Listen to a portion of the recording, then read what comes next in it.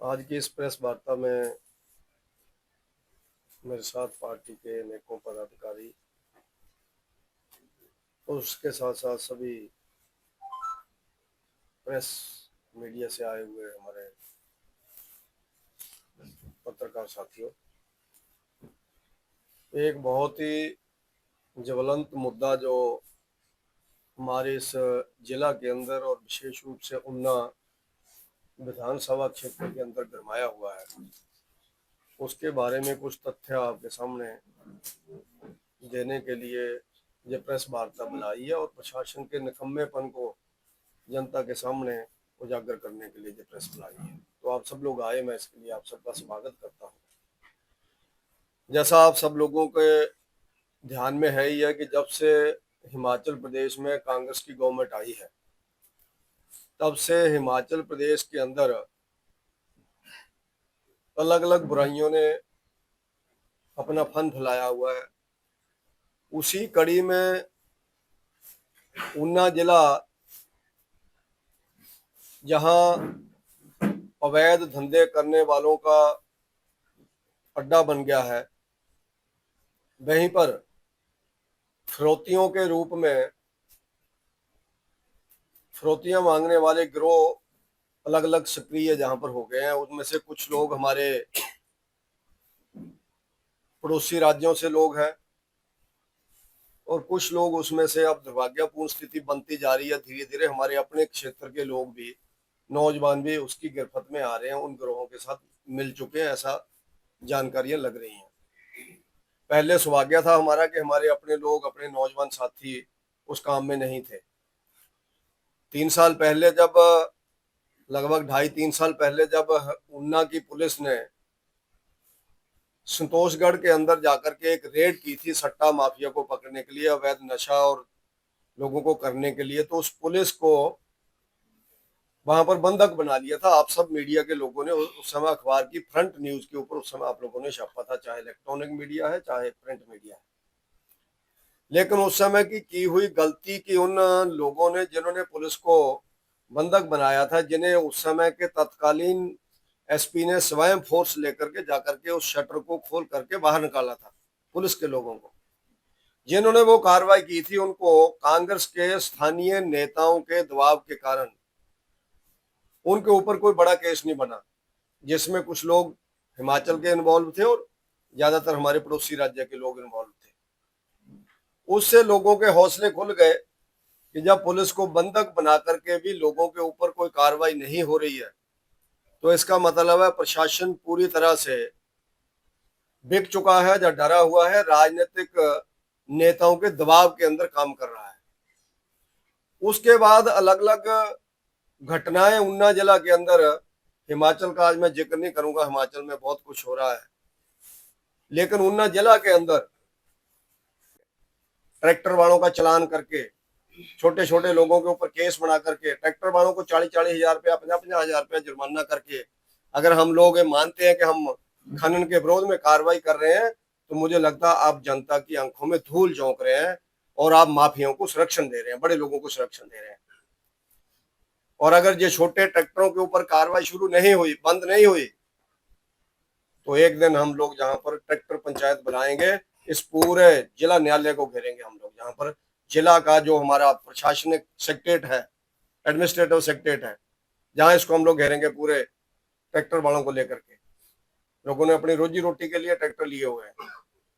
मैं मानता हूं कि वो कैरियर व्हीकल नहीं है, लेकिन सब जानते हैं काम उसी के माध्यम से होता है।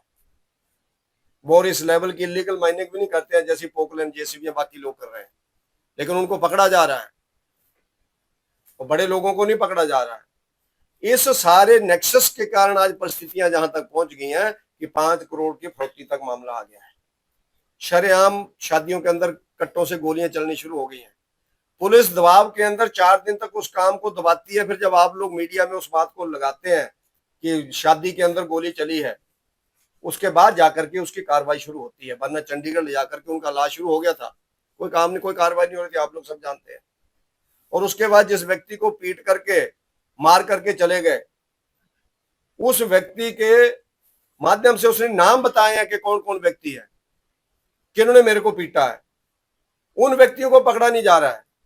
और जब संदोगढ़ के अंदर एक घर के ऊपर रेड होती है तो घर वालों को पहले बता दिया जाता है तुम भाग जाओ, माँ बाप भी भाग गए, व्यक्ति भी भाग गया जिसका नाम लिया गया है, सारे चले गए, खाली घर के ऊपर रेड कर रहे हैं जाकर के। हम भी जानते हैं सारी चीजें। वो कोई बरप्पन नहीं है जो पकड़े नहीं जा रहे हैं, ना वो कोई उग्रवादी हैं कि फौरन में चले गए हैं, वो यहीं है बैठे हुए सारे। उनके परिवार के लोगों को अरेस्ट करो, उनके पड़ोसियों को पूछो, जाकर के आप कार्रवाई करेंगे, 2 दिन के अंदर लोग बाहर निकल करके आ जाएंगे। इसलिए मेरा पत्रकार मीडिया से, पत्रकार साथियों से, आप लोगों से निवेदन रहेगा, क्योंकि इन घटनाओं के विरोध में जब हम आप लोग बोलेंगे, आप लोग छापेंगे, तो आपको भी टारगेट करेंगे लोग। इसलिए अब हम आप सब लोगों को दम दिखाना कि हम लोग लोकतंत्र की लड़ाई लड़ रहे हैं। हम लोग इस बेईमान, भ्रष्ट, निकम्मी और चीफ मिनिस्टर तक जो व्यवस्था भ्रष्ट हो चुकी है, उस व्यवस्था के विरोध में खड़े हुए हैं। इसलिए हम सब लोगों को कंधे से कंधा मिला करके लड़ना पड़ेगा, क्योंकि चौथा स्तंभ लोकतंत्र का मीडिया है। मैं तो कहूंगा पहला स्तंभ है, सबसे पहले आप आगे आते हैं। लेकिन आज यहां पॉलिटिक्स बेईमान हो गई है। एक स्तंभ पूरी तरह बिक चुका है, दूसरा स्तंभ है एग्जीक्यूटिव, एडमिनिस्ट्रेशन, वो भी बिक चुका है। 2 स्तंभ फेल है, तीसरा वो स्तंभ बिक चुका है राजनीतिक, जो सत्ता के अंदर है। अब चौथा स्तंभ आप है, आप बचे हैं या अपोजिशन बची है। हम इकट्ठे होकर के लड़ाई लड़ेंगे, और अगर इसके ऊपर कार्रवाई नहीं होती है तो भारतीय जनता पार्टी इस सेक्रेटरीट का, जैसा मैंने बताया, ट्रैक्टर वालों को लेकर के हम लोग घराव करेंगे आने वाले टाइम में, और हम लोग खुद जाकर के एडमिनिस्ट्रेशन का घराव करेंगे। और अगर ये एडमिनिस्ट्रेशन नहीं करता तो इनको चूड़ियां भेंट करेंगे आने वाले टाइम में। हम लोग चूड़ियां डाल के बैठ जाओ, और अपने आका सुखविंदर सिंह सुक्खू को फोटो भेज दो कि हमने चूड़ियां डाल ली हैं, जो तुमने कहा था। हम वही कर रहे हैं। ये अलग अलग आंदोलन होंगे हमारे आने वाले टाइम के अंदर।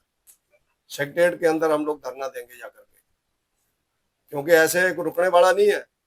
और उन नेताओं को बेनकाब करोगे जिन्होंने अपनी प्रॉपर्टी बैंकों से अपने लोन माफ करा लिए, लोगों के ऊपर कार्रवाई हो रही है, लोगों के घरों को ताले लगाए गए हैं। जुड़वाल, बडाला, जलग्रां, अलग अलग लोगों के घरों के अंदर कांगड़ा बैंक के लोग ताले लगा रहे हैं जाकर के। लेकिन हमारे पूर्व नेता का 3 करोड़ 15 लाख रुपया माफ हो जाता है, प्रॉपर्टी बढ़ जाती है। किसी को बेनकाब किए बिना हम छोड़ेंगे नहीं, चैन की नींद न सोएंगे, न इन बेईमान लोगों को हम सोने देंगे। लेकिन आपका सहयोग, मीडिया का सहयोग हमें पूरा मिलना चाहिए। आप लोग पहले भी देते हैं, और ऊना का मीडिया प्रदेश के अंदर जाना जाता है कि जब वो लड़ाई शुरू करता है तो फिर सरकारों को झुकना पड़ता है। तो मेरा आपसे आग्रह रहेगा कि आप हमारा पूरा साथ दें। इतने निवेदन करते हुए मैं आप सभी आए हुए मीडिया के भाइयों का, साथियों का बहुत बहुत धन्यवाद करता हूं। जय हिंद। पहले गुलमोहर ग्रैंड होटल के बाहर रात को 10:30 बजे एक लड़ाई होती है, पुलिस ने उसका संज्ञान नहीं लिया अभी तक। उस लड़ाई के अंदर रेता माफिया के लोग किसी आदमी को पीटते हैं, और उसके बाद, उस लड़ाई के बाद, वो रेता माफिया के लोग एक शादी के अंदर चले जाते हैं, और शादी के अंदर जाकर के गोलीबारी होती है। एक व्यक्ति घायल होकर के आज पीजीआई के अंदर पड़ा हुआ है। लेकिन दुर्भाग्यपूर्ण स्थिति है, इस घटना को भी दबाया जा रहा था। आप जैसे लोगों की जागरूकता के कारण, मीडिया के कारण प्रशासन के ऊपर दबाव आया, और प्रशासन ने उसकी इंक्वायरी शुरू की।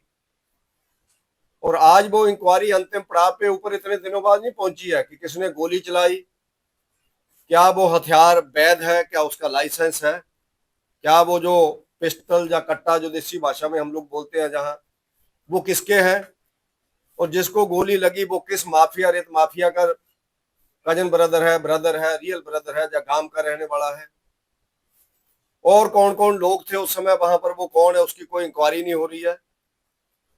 और उसके बाद एक और घटना हुई, देला में सड़क के किनारे एक अवैध हथियार मिलता है, कट्टा जिसको हम देसी भाषा में बोल रहे हैं। वो हथियार मिलता है, वो हथियार की जानकारी जो व्यक्ति देता है, उस हथियार की जानकारी पुलिस को, पुलिस उन माफियाओं को बताता है कि जी आप कट्टा, उस व्यक्ति ने हमें पकड़ाया है। और फिर वो माफिया के लोग उस आदमी को उठाते हैं, उस आदमी को अगवा करते हैं, अगवा करके उसकी पिटाई करते हैं, लगभग ये सोच करके चले जाते हैं कि मार दिया है, मर गया है, और उसके बाद उसकी जान बच जाती है। फिर उसको हॉस्पिटल में दाखिल कराया जाता है, और उसमें कौन कौन इन्वॉल्व है ये आज तक पुलिस उन तक नहीं पहुंची है। और आज हमारा जो सारा क्षेत्र,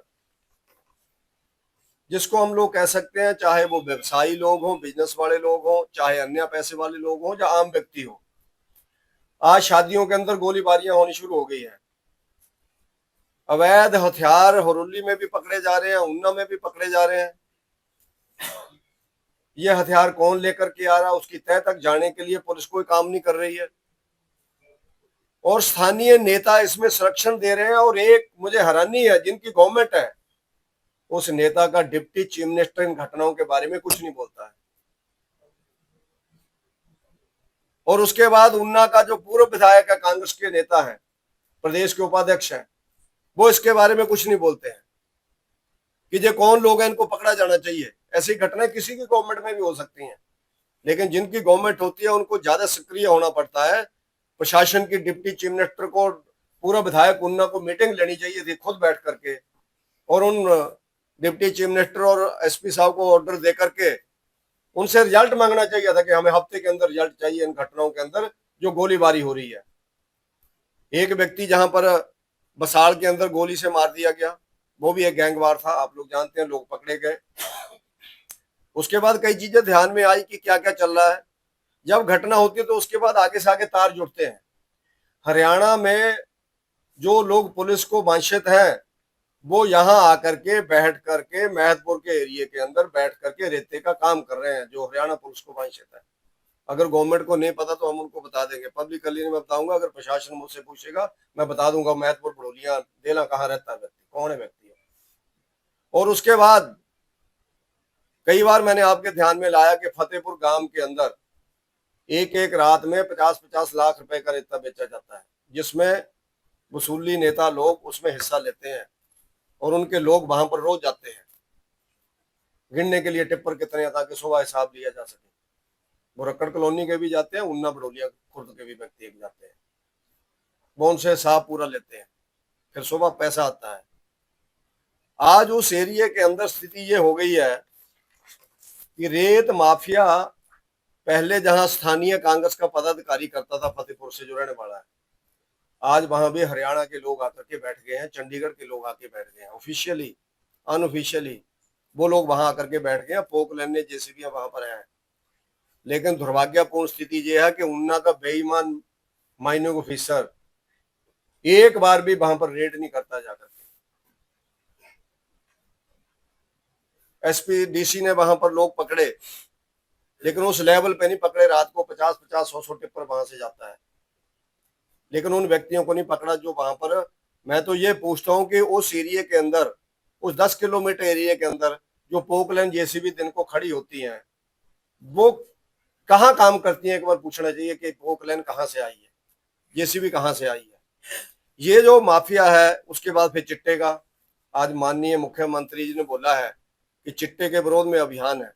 मैं मुख्यमंत्री जी से निवेदन करता हूं और प्रदेश के डीजीपी से निवेदन करता हूं, जिन्होंने चिट्टा के विरोध में अभियान शुरू करवाया है, मन से आप लोग अगर ठान के चलेंगे तो किसी भाई के लाल में हिम्मत नहीं है कि जहां को चिट्टा भेज दिया करके। आपको बॉर्डर एरिया के ऊपर ढेर करने पड़ेंगे लोग, आपको बुलडोजर कार्रवाई यहाँ पर करनी पड़ेगी उनके घरों के ऊपर जो उसके अंदर मिले हुए हैं। और मैं तो मुख्यमंत्री जी से कहता हूँ कि अल्लाह चिट्टा मत बोलो, उन्ना के कट्टों को भी आप अपने सिलेबस के अंदर जोड़ लो।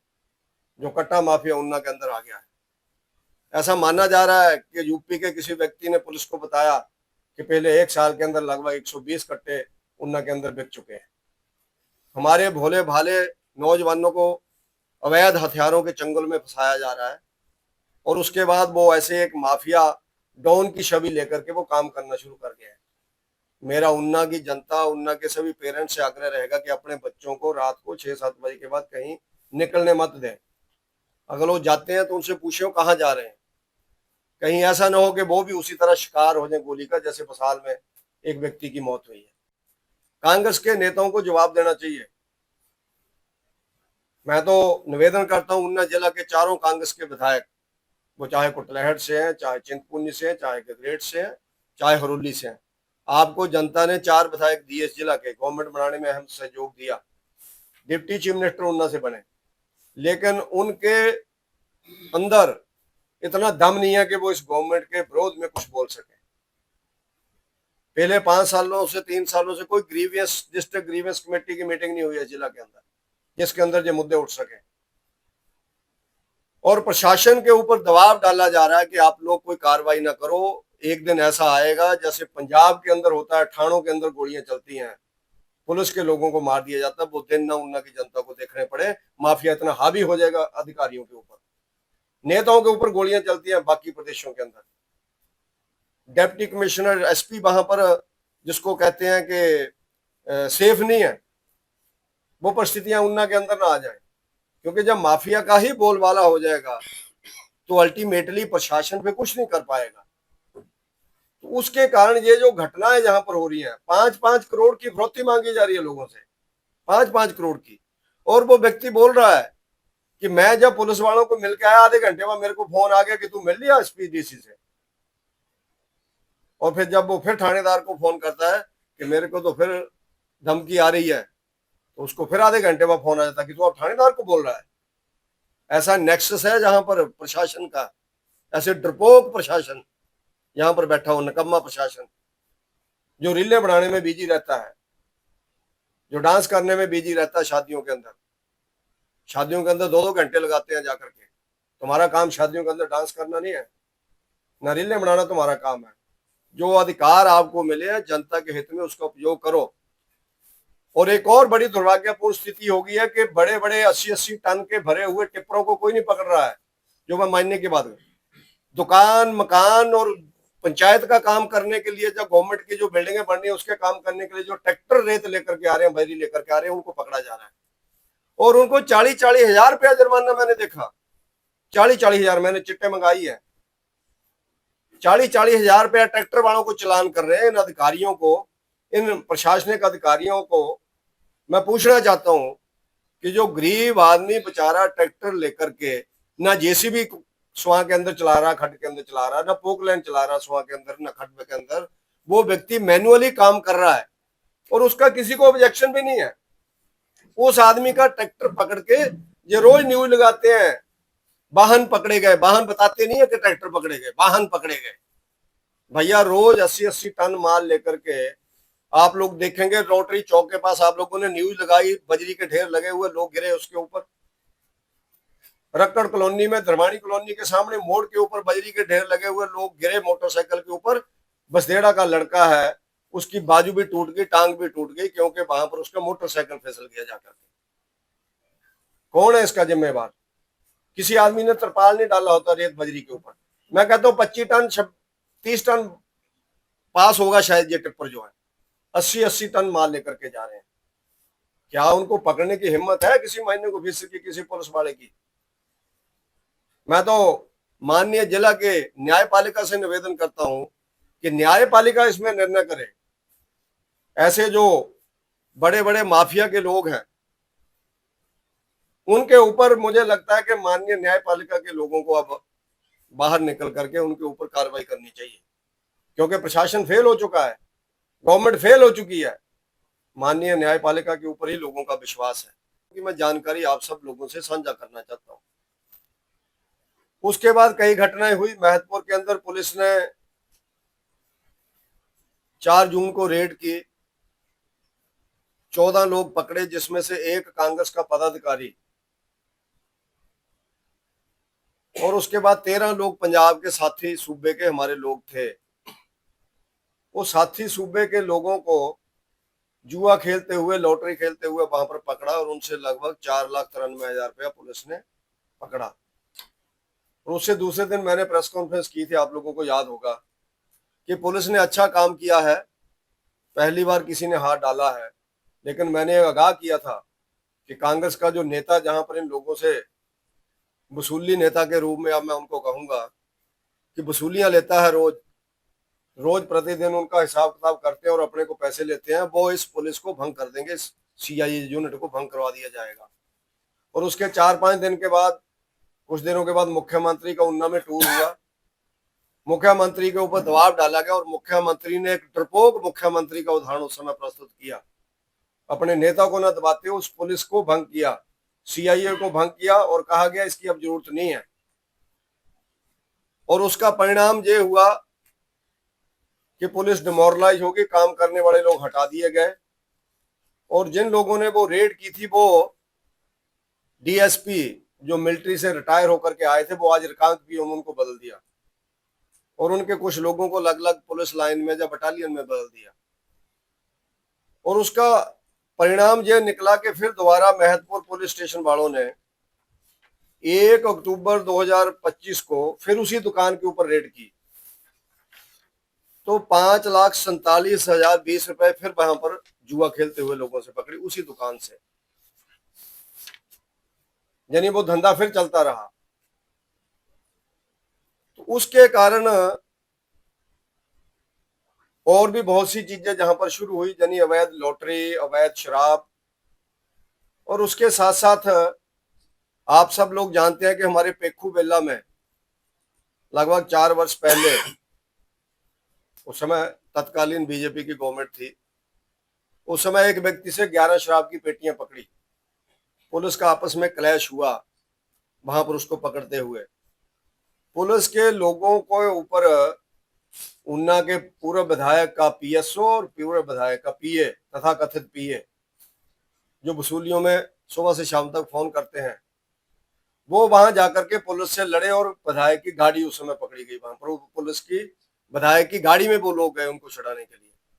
वो आप लोगों को उदाहरण ध्यान में होगा। और उसके बाद मामला बिगड़ते बिगड़ते आज जहां तक पहुंच गया कि उन्ना हेडक्वार्टर आज फरोतियों का एक अड्डा बन गया है, जहां पर गैंगस्टर लोग यहाँ पर काम करना शुरू कर गए हैं। ये बहुत दुर्भाग्यपूर्ण स्थिति है। उससे भी ज्यादा दुर्भाग्यपूर्ण स्थिति है कि हमारे अपने एरिया के कुछ लोग उसके जंगल में ऐसा लग रहा है कि फंस गए हैं। उन लड़कों को भी आदत बाहर के लोगों ने आकर के डाल दी है। तो उसका जितना जागता उदाहरण आप लोग देख रहे हैं